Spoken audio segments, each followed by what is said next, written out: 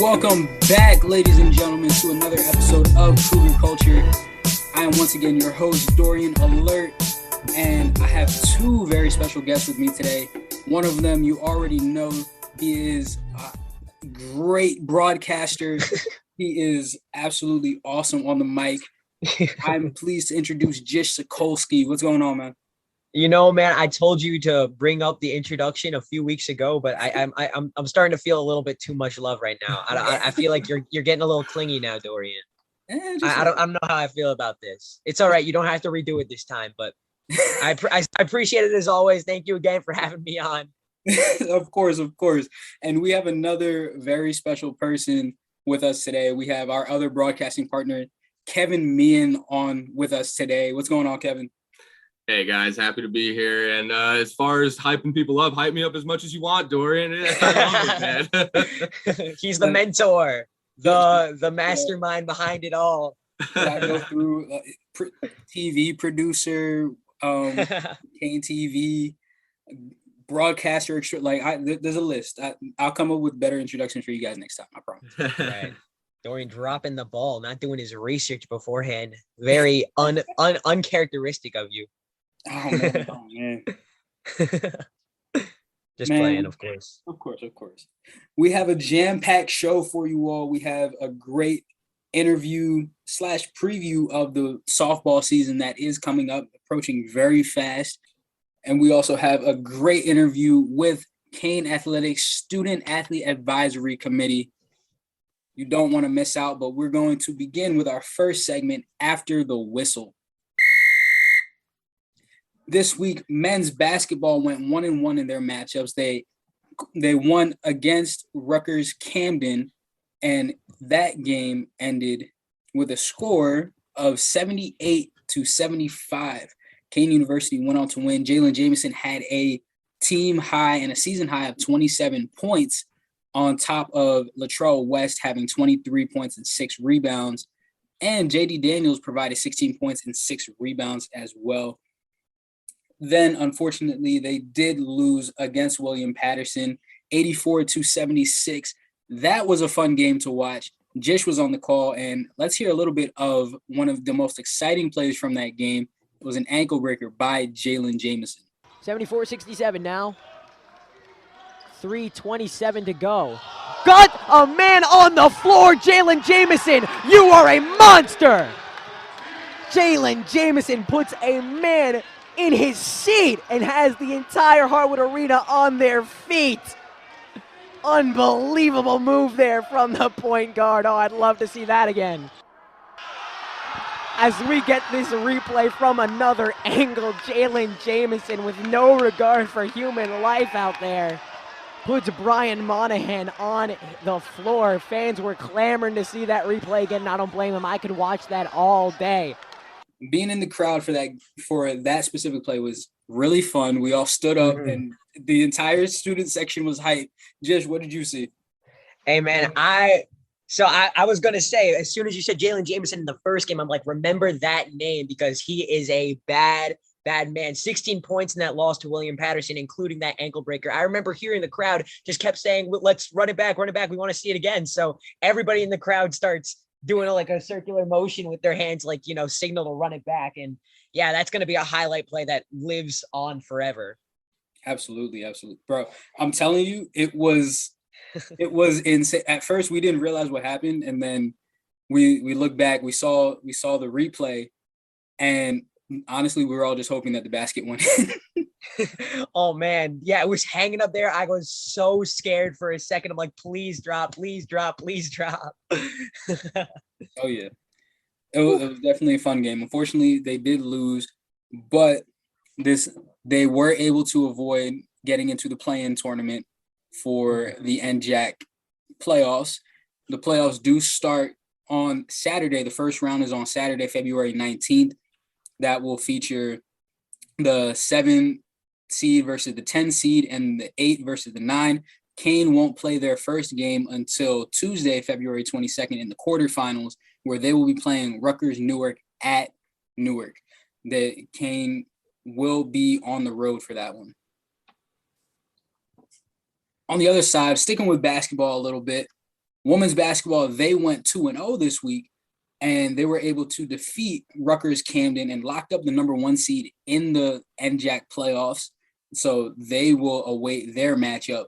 In that game against Rutgers Camden, Shannon McCoy once again had 17 points and 9 rebounds, followed by a name that we're definitely going to hear later on, Macy Seaman, 9 points, 11 rebounds in that game against Rutgers Camden. And Shadi Badir once again had an amazing game on the boards, 5 points, 9 rebounds, and this team is really starting to show its depth. Then they did go on to beat William Patterson in that NJAC doubleheader that took place inside Harwood Arena on the 16th. 74 points to 59 points. And I would just like to say, Macy Seaman has emerged. She has emerged as a player. 23 total points, 14 rebounds. I don't know what to say other than that. She's been playing great. It was senior night for both men and women's. I neglected to mention that. So congratulations to all of the seniors that were honored. Nate Lyles, Jalen Hudgens, Shannon McCoy, Anaya Moore, Kayla Anderson, and Sarah Olivero. So congratulations to all of you. And this women's game was the perfect way to start off the night. Once again, Kayla Anderson, again, all she does is get rebounds, 7 points, 12 rebounds. And Derek Smith coming off the bench had a big 3 early on, a deep 3. Jish, you were on the call for that, and we're going to hear a little bit of that right now. 6 to shoot now. Kean needs to come up with a quick inbounds play. Still discussing who's going to take it. It's going to be Shannon McCoy on the inbound again. Discussing what play to run. They find Derek Smith. 6 to shoot and counting. Puts up the long 3, and that one's good to go. What a long jump shot there from Derek Smith to tie the game. 14 all now with 20 seconds to go. And so, Jish, tell us a little bit what you saw from your vantage point in that game and kind of how they were able to win this one in a relatively big way. You did mention it earlier. The depth is really showing out for this team at a really key part of the season as well. Derek Smith being inserted back into the lineup has been instrumental for this offense. They've been able to interchange her and Brittany Graff in and out. They really do a lot of the same things, and they both do it extremely well. Sometimes you could even run both of them out there. And this is a team without their starting center too. We have to remember Anaya Moore is still out of the lineup as of now. So when she gets inserted back into the lineup, I don't see any team being able to beat Kean at this point. It's definitely going to be difficult. Kean does have the number 1 seed heading into the NJAC playoffs, and they will await their matchup. The first round is taking place between TCNJ and Rutgers Newark. They will play the winner of that game on Tuesday, February 22nd, inside Harwood Arena. So that will be a great game. Everyone, please show up because these playoffs are going to be amazing. Continuing with women's basketball, Shannon McCoy was also named to the COSIDA Academic All-District team. She keeps racking up all these accolades and awards. So again, congratulations, Shannon. She's been doing great throughout her 4 years at Kean. And I'm excited to see what she continues to do and how this team performs in the playoffs. Yeah, Shannon has always impressed throughout her career. I'm actually curious. I know she's been climbing the leaderboards a bit in terms of her point totals over her 4 years. So I'd have to look at that, see where she's at now. Well, it was announced last night that she's currently I'm sorry to cut you off, but she's at 4th place, I believe. They did announce it last night. That's pretty cool. Yeah, I was about to say the last time I checked, she was at 5th, but I guess she's even surpassed that total now too. Just a very, very impressive career for Shannon McCoy for sure. And she will be sorely missed next year. Absolutely. And, when we spoke to Pace Lang several weeks ago on a couple of episodes ago, she mentioned it. She said Shannon's got a knockdown shot. So, when it comes to those corner threes, corner three. Moving on to men's volleyball, they had a tri-match this week. They split the tri-match. And Kevin, I'm going to throw it right to you. What did you see throughout 10 sets of volleyball?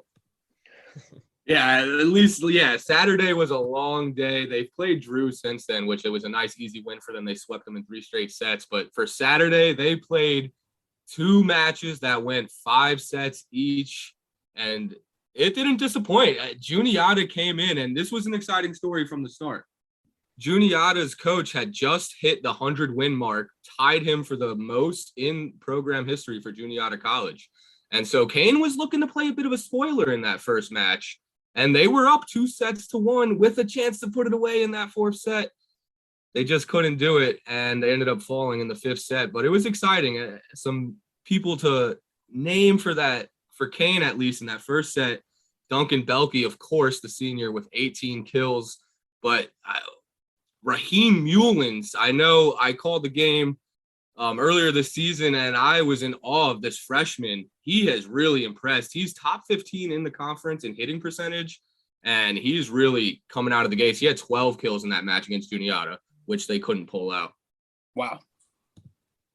But against SUNY Potsdam, they had their hands full a little bit again. SUNY Potsdam, not a big school. They came in at 4-10, and they had one player, Zaire Rogers, with 22 kills, but the Cougars managed to take that 5th and final set to win that one and at least take one victory away from that tri-match on Saturday. Yep. You mentioned Duncan Belke. His stats combined, 37 total kills on Saturday. Don't see that. Yeah, that's a crazy number. And he was hitting pretty efficiently as well. If you look at his hitting percentage, at least even in the Juniata match, it was about 30%, I believe. So that's an impressive number. And that's really great to see too. I know Belke was having a little bit of struggles the last time I called men's volleyball in those 2 matchups, but I'm glad to see that he's really riding the ship as the season is progressing. Yeah, and they were able to turn things around a bit after that tri-match. I mentioned they lost to Juniata, which was actually their 4th straight loss, but they were able to pick up that win in the second match against SUNY Potsdam, and then obviously take that on to Drew, who they swept in 3 straight sets. So looks like maybe they're starting to turn things around here. I believe they're 6-4 now on the season. So men's volleyball looking good. Absolutely. You'd love to see a winning record, keeping along with the theme that we've seen this year from pretty much all of Kean sports, or I shouldn't say pretty much all of Kean sports so far throughout this academic year. Keeping with Saturday, Jish, you mentioned it a little bit, and Saturday was a busy day. There was a baseball game as well. So Kean was able to win that one 11-4 versus Alvernia. I want to know what you saw. Yeah, so I mean, that actually was their 3rd game of the season. They are now 3-0. All came that weekend, 3 straight days. They beat Widener in their first game of the season, a huge comeback from behind victory that was won by 1 walk-off walks of all things. The second game was on Friday against Drew. They swept them 6-0. That one was never in doubt from the beginning. But then that game on Saturday, Alvernia, again, another come from behind victory, although this one wasn't as severe. Alvernia got up quick 3-0 in the first inning. But it really, as the game progressed, and this has kind of been the case with most of these Kean pitchers this season, Dylan Tolliver, their ace on Saturday, he started off a little bit slow, but has really picked up his game as the innings progressed. We had a huge game there from Connor DeForge. He was actually named to the D3.com Team of the Week for his performance on Saturday and on Thursday against Widener. He's been on fire to start the season. 6 for 7 hitting. I believe he had 8 RBIs. I'll have to double check that, but really great stuff to see from the graduate student. Absolutely. Kevin, you have anything you want to throw in there? Yeah, I was on the call with Jish the day before for the Drew game, and it's just they Kean, as always, They're a fundamentally sound team. They do all the small things well.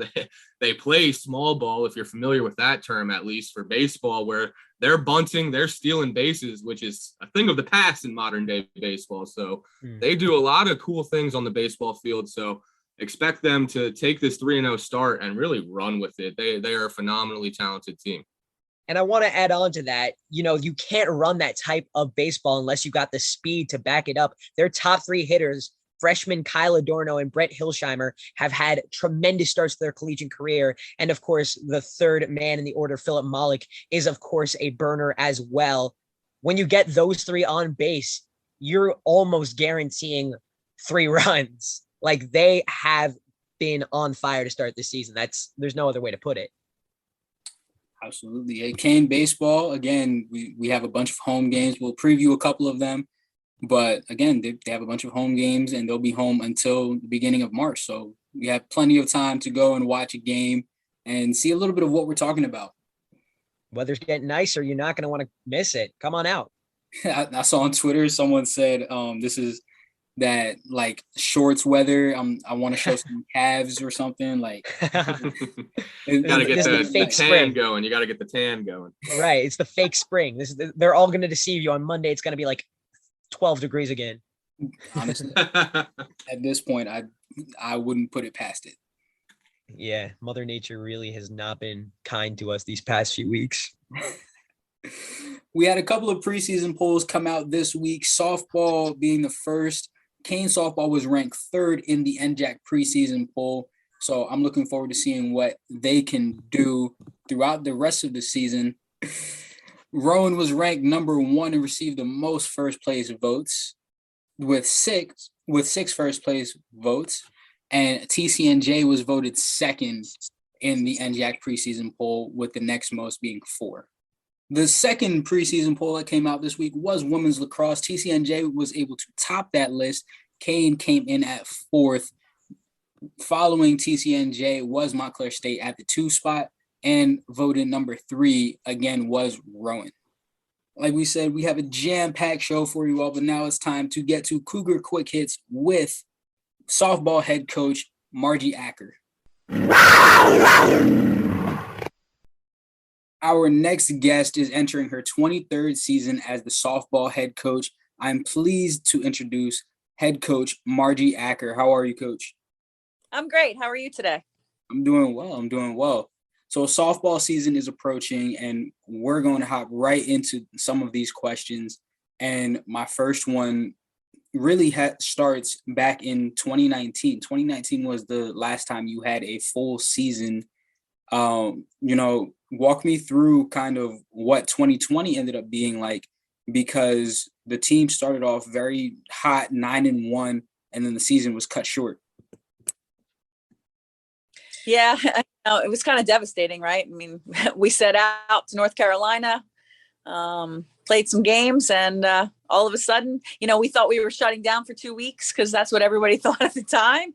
And, we kind of told the kids to go home. We'd see them in a couple weeks, and, the rest is history. We never came back. So I felt bad for that group of student athletes. It was like time stood still. The locker room looked the same when we returned the following year. Their lockers were still, put together the same way they were when we left. So it was an interesting time.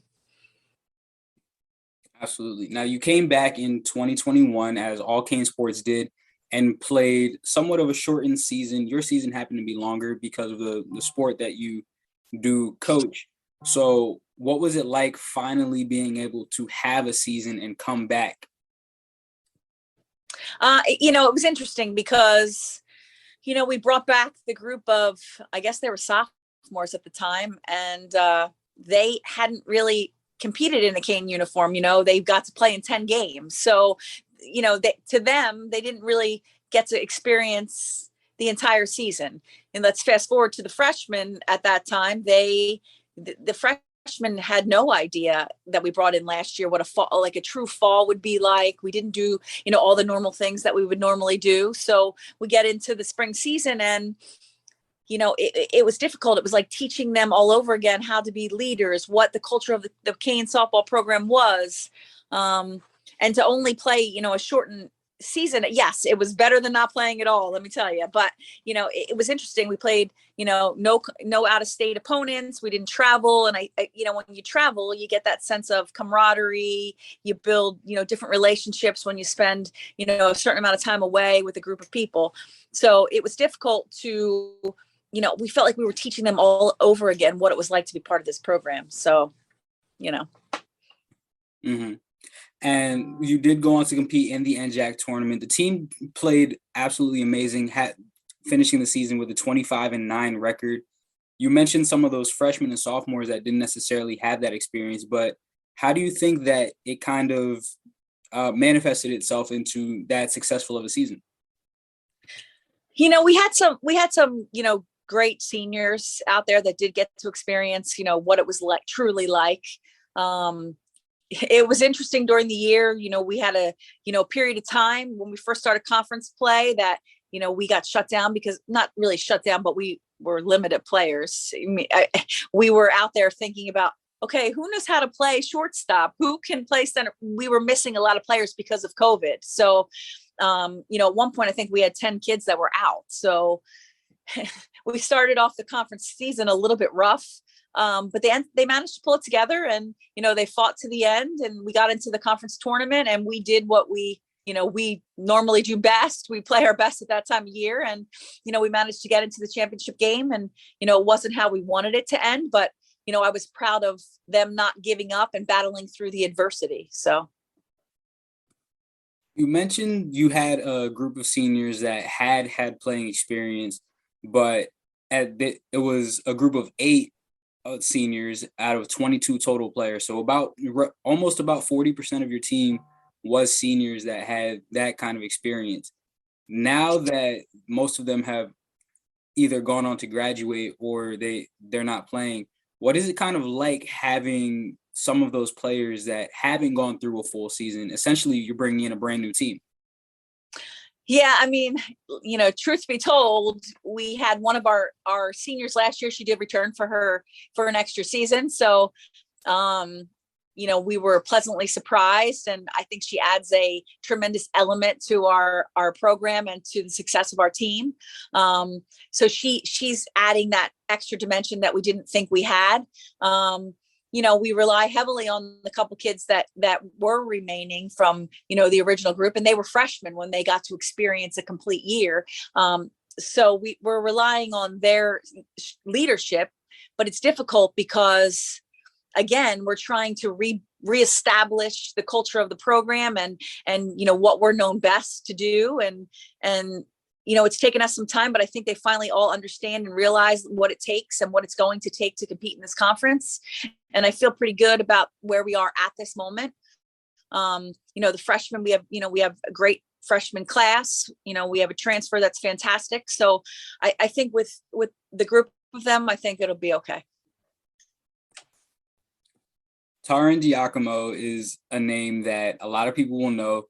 Can you talk about what her impact was over her 5 seasons? Taryn was a tremendous player, and she brought, multiple things to our lineup. She was a tremendous pitcher. She was a lefty. A lot of teams don't see lefties. But she was a fantastic hitter, had some speed on the bases. So, she kind of did it all for us in both her junior and senior year. We'll definitely miss that in the circle. But she worked hard. I mean, she worked hard since the day she came in as a freshman. She came in, she didn't get many innings early on. And after that, she kind of just took off. But, we'll definitely miss both the offensive and the defensive part of Taryn.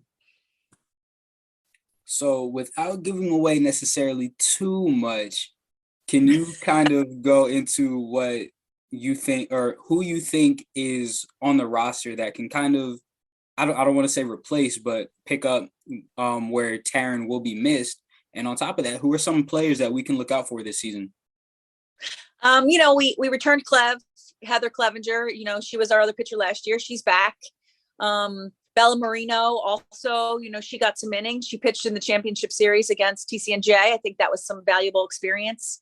And Bella hits Bella made me look like a genius at some points in the season last year when I pulled her off the bench to pinch hit. So she adds that dimension. I mentioned before we had someone return that we weren't expecting to, and I'll let the cat out of the bag. Gabby Fredette is back for her she's back for her 5th year. So we're really excited about that. Gabby, I felt bad for Gabby last year. She played in, I think, 8 conference games. That's it, because she was out during the whole. So if you look at her conference stats, the poor kid only played in 8 games. So, Gabby brings tremendous defense and she hits the ball. We got a Division I transfer. She didn't play last year as a freshman, so we basically could have her for 5 years if she wants to play. So she'll play in the middle for us as well. So has a big bat and she's a great defensive player. So, my outfield is solid. We have them all back. So I'm kind of excited. Jen behind the plate, Jen came back, much stronger, more focused. And, I just like what she adds to our lineup as well. So you start off the season with a couple of road trips. You start off in North Carolina with the Grand Slam Triangle Classic. Then you head down to South Carolina at North Myrtle Beach for the Fast Pitch Dreams Classic. And then you round that off with the Virginia Wesleyan and Christopher Newport Invite before coming back home and playing your first home game on March 16th.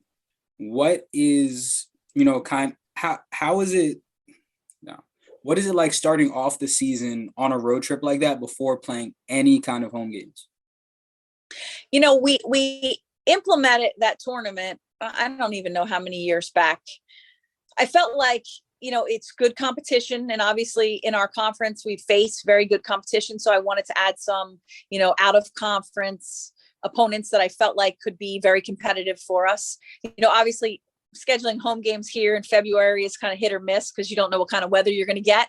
So, when we were asked to come to the tournament in North Carolina, it's a haul. I mean, it's an 8-hour ride on the bus, but I felt like it has helped us to open up and give us some games in different kind of weather, to see where we are before we travel south. So I'm kind of excited. I can't believe it's next weekend already, but I'm excited to see what they have. Absolutely. My final question is, what can we expect this season? I don't want to project too much, but what can we expect? Listen, you don't know me that well, but I don't ever project. Ask all my counselors here. They'll laugh. I think that if we can manage to, do the things that we do well, I think we're tremendous base runners. I think we have a lot of speed. I think we play good defense. We'll be okay. We'll be okay. That's all I'm going to say, Dorian. That's all I'm going to say.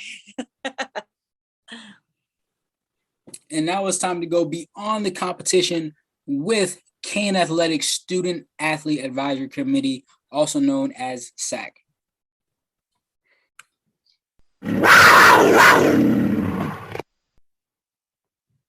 Thank you for sticking with us, ladies and gentlemen. I'm now joined by Kean Athletics Student Athlete Advisory Committee.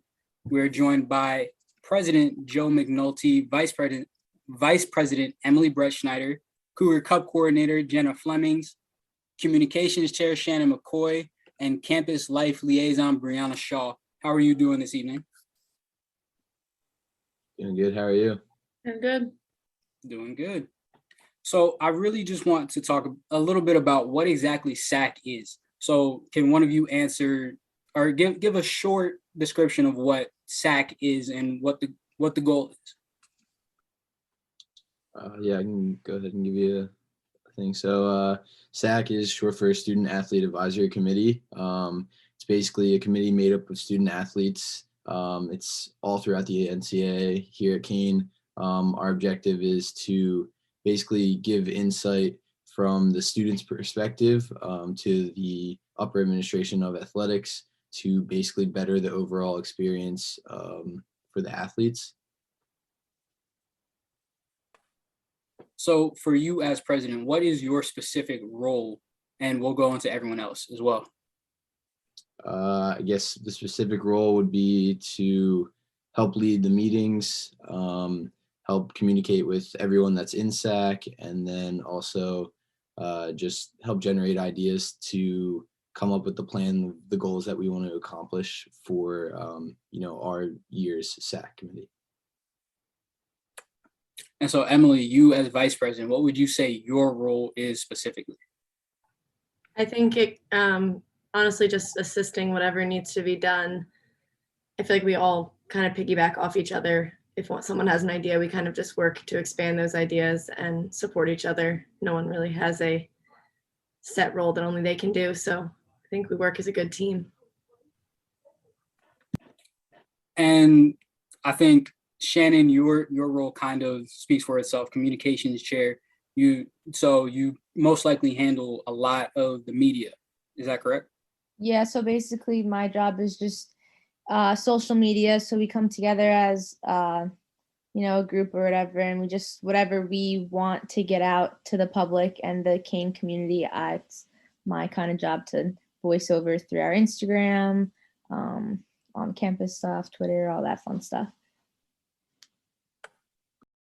And then Bree, your role or your name of the role is Campus Life Liaison. And I think that kind of speaks a little bit for itself as well. So can you just say a little bit about what you aim to do? Yeah, so as Campus Life Liaison, I kind of bridge the gap between those who live on campus and athletics, whether that be our student athletes who live on campus or just students who live on campus, and try and bridge that gap so that there isn't so much of a widespread between athletes and students.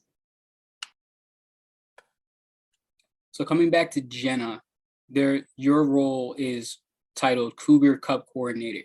Can you walk us through a little bit of what the Cougar Cup is? Yeah, so as the Cougar Cup coordinator, my job is pretty much just it's like one of the new things we're bringing to SAAC this year. It's pretty much just a year-long competition amongst intercollegiate athletic teams in Kean.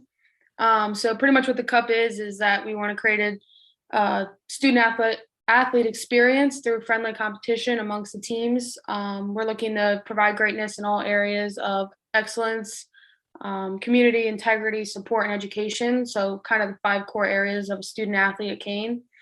We pretty much just created it to have some sort of competition that would amplify like school spirit, generate lasting relationships, teach life lessons, develop interpersonal skills, and just promote excellence in all students, all aspects of being a student athlete.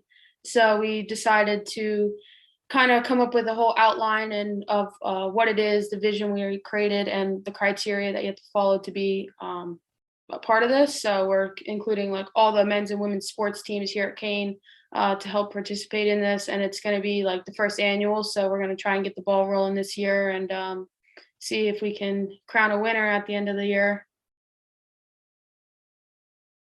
So all of you being athletes, I know you want to win. So walk me through and tell me how would I go about winning, if I'm an athlete, how I would go about winning the Cougar Cup. So kind of like how I said before, we have like the 5 core areas, which is going to be like number 1, starting with excellence. It's going to be how well you do in your season as an athlete. So for some, it's going to be with teams. Some for like swimming, maybe tennis, you're going to have more individual kind of things. And we have like a point system for all this. So based on how you do in your regular season, if you have a postseason, you'll get points for things like that. Following down, the second one would be like a community. So from a community service standpoint, how your team does outside of athletics. So if you're going to events in the community to help anything out, like volunteering, stuff like that, you guys can, like, teams will be able to get points versus like not being just on campus. So if you want to get out, as long as 50% of your team is present, which we have ratios of teams of how much is 50%, you'll be able to get points for that. Integrity is our next one. So that's going to be more like workshops, professional development programs, seminars, things like that. So this past season, we had Eric LeGrand come speak at the school. So teams will receive points for something like that as long as 50% of their team is present. The fourth one is going to be support. So this is kind of one of the bigger ones we wanted to emphasize, which is going and supporting other student athletes and their teams. So we want to get other athletes and other sports teams at other events and stuff like that to have a bigger fan base at these bigger games or even smaller games. Teams will receive a smaller amount of points for each game they go to. We have a few designated fundraising games. So if it's like a breast cancer game or a gold game, we have more points going towards those kind of games to raise awareness. And then the last one would be education. So how well a team does throughout their entire school year, they're going to receive points based off their team GPA. And that'll be cumulative over the years that they're here. So from this year, it'd be 2021 to 2022 and the team GPA for that. We have like a points form and stuff like that. So everyone will be able to send points in via Google form. And then by the end of the year, we should be able to crown a winner, and the winners will receive the Cougar Cup trophy, which will have your team's name on it engraved into it. And we're looking to put it into hardwood and put that on display, as well as get some Cougar Cup t-shirts out there for the athletes based on whoever wins, and just bragging rights overall, because as an athlete, it always feels good to have some kind of say in your win. So we're going to look to get that going this year. Awesome. I'm looking forward to it. I really am. But so tell me how we can keep up with Kean SAAC, because this was something that I kind of just found out about. So if one of you can let us know how we can keep up and find out maybe who wins at the end of the season. I would say follow us on Instagram, Kean. I think it's at Kean SAAC. And then once we get the Cougar Cup rolling, I mean, I'm sure we'll be posting updates on that, like who's in the lead and stuff like that. Yeah.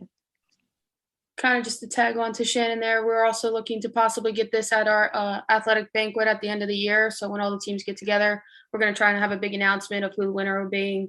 Maybe get the president involved a little bit, athletics and the department upstairs and stuff like that. Everyone's going to have kind of a piece of it, because we want to make it one big athletic competition.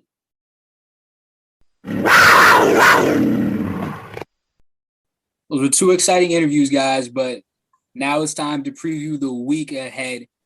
Currently, women's swimming is at the Metropolitan Conference Championships at Rutgers in Piscataway. Good luck to them. And Mets will last until Sunday, February 20th. Kevin, do you want to talk a little bit about some of the baseball matches we have coming up this weekend? Of course, yes. We got some exciting matchups. We're two games. We got Friday and Saturday. Kean is hosting both of the games. The first one's against the College of Old Westbury, and Kean holds an impressive record against them all time, 11-3. That's nice. And then on Saturday is Gwynedd Mercy's coming to town, another familiar foe. They're 12-2 all time against them. So that is some impressive marks. And then next week on Tuesday, they'll be host to Moravian. But be on the lookout for this weekend's call. You'll have me and Jish on the call most likely for both games. Absolutely, absolutely. And I know when you guys are on the call, it'll be a great one. Jish, I'm warning you right now. I'm not saying the entire name, though. The college at Old Westbury. That is Old Westbury, or that is just Westbury or Barry. I'm not reading all that. Sorry. Yeah, maybe just old. I think that's perfect, actually. But I'll take over for men's volleyball. We've got 3 matches on your radar coming up. 4 matchups on your radar. My mistake. Tomorrow, February 18th at 6 p.m., they are playing Nichols College in Dudley, Massachusetts. That's their first head-to-head matchup of all time. So Kean looking to extend this little winning streak they've gone on. Then on Sunday, they have a tri-match in Jersey City against Brooklyn College and a rematch against NJCU. And then on Tuesday at 6 p.m., they will go to New York City to have a rematch with Hunter College, who they swept earlier this season. Those should be some fun games. Again, we mentioned earlier in the show, men's and women's basketball will also have their first playoff games in the quarterfinals. The men will be on the road against Rutgers Newark, and we will await the women's matchup. Had a fun episode with you guys. Should do this more often. Yeah, it's fun stuff, man. Yeah, thank you for having me on again, Dorian. Absolutely. We'll see you all next time for another episode of Cougar Culture.